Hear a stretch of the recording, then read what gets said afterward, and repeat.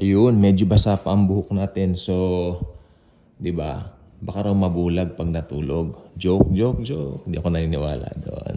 When I was younger, young talaga. I was 5 or 6 when my mom, parang kumbaga tinakot niya ako na, matulog ka, sige, basa ulo mo, baka mabulag ka, parang gano'n. Then, kinorek naman ako later on, hindi naman pala totoo.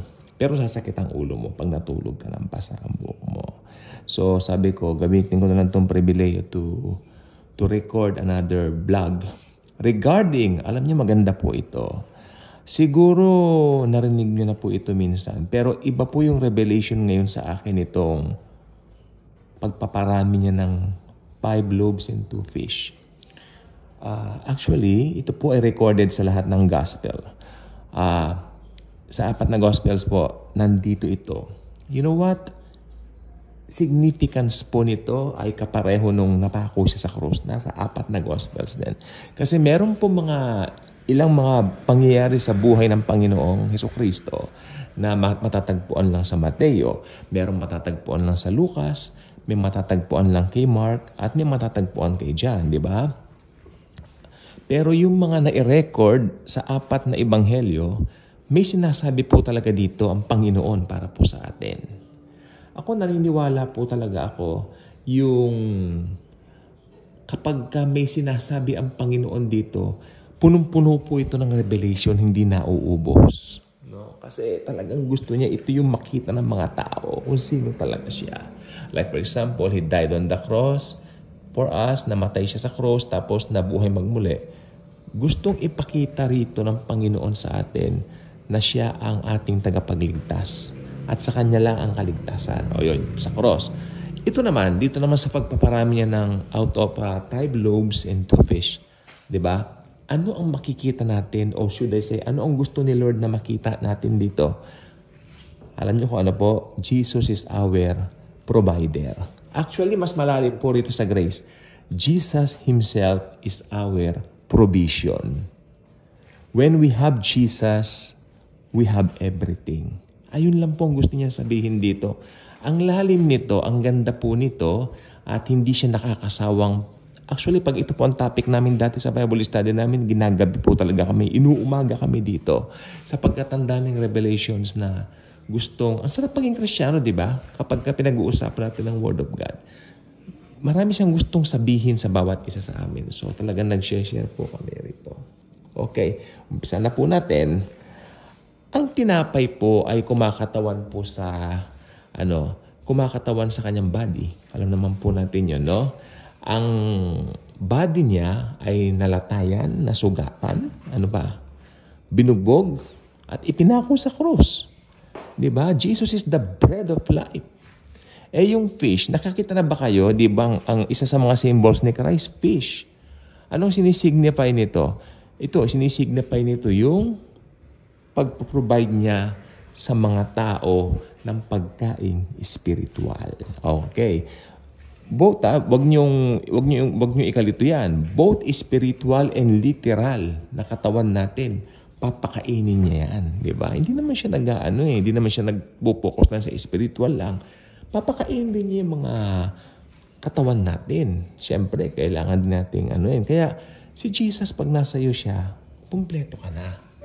Okay? So, ako, gusto kong sabihin po sa inyo, out of nothing, Jesus can create many things. Diba? Tingnan nyo. Pero dito, meron kasing limang tinapay 5 loaves and 2 fish. Doon naman gusto niyang ipakita roon na kung ano yung meron na tayo, out of that, lalago. Hindi po ba? Lalago. Like for example, yung mga bagay na mahahawakan ng mga kamay natin, dahil si Jesus ay nasa atin, dahil pinagpala na tayo. Tandaan po sana ninyo mabuti, if you are a Christian, hindi ka pagpapalain ng Diyos. Why? Sapagkat pinagpala ka na, past tense, at pinagpala ka forever. We are highly favored and greatly blessed by the Lord Jesus Himself. So hindi ka dapat mainggit sa iba na hindi mananampalataya. Abay, ba't ka naman maiinggit sa hindi mananampalataya? Seemingly, they have the richness o riches dito sa mundo. Meron silang mga bagay na siguro titulado, mas malalakas ang impluensya. Pwede ko mong gamitin yon. Okay. Sila po ay mga popular siguro dahil may mga pera. Pero tandaan mo ito, if you are a Christian, higit ka pa diyan. Higit ka pa diyan sapagkat si Jesus ay nasa sa atin. When we have Jesus, we have everything. Let me share you a story. Alam ninyo ang Word of God, nagsasangkin yan sa iba't ibang pamamaraan. Okay, makinig po kayo mabuti sa akin. Importante po ito. Makinig po tayong mabuti. Paano nagsasangkin ang Word of God? Unang-una sa Bible. Sulat nyo kung may mga ballpen at papel kayo, please. Nagsasangkin ang Word of God unang-una sa Bible kasi ayan yung direct word niya. Pero gumagamit din si Lord ng number 2, mga tao, people.